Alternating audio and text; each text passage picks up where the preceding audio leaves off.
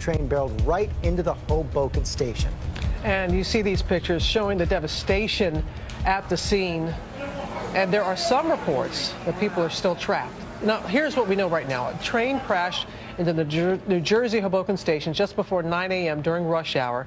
More than 100 people are thought to be injured. Passengers are being evacuated. Service is now suspended in and out of the Hoboken terminal, and investigators are heading to the scene.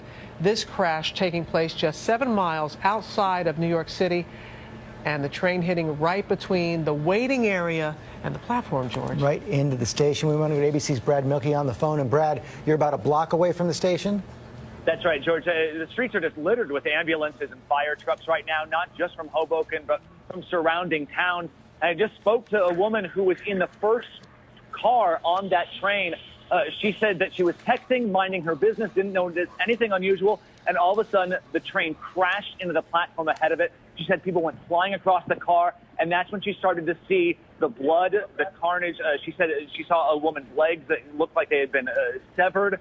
The conductor came out of that first car. His face was bloodied, and she said people were screaming. The lights were dark. It was terrifying, and that's when emergency workers at the station found her and started escorting people out of that car, George.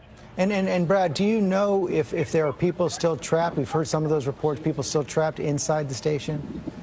Not that I've seen, but we've seen people now loaded into ambulances, and so they're being taken away from the scene. We're not able to tell if there's people still there, but this woman that I was speaking to said that it was just unbelievable, sort of the human devastation that she's seen. She says that there are likely still people there just because of how many people there were to attend to.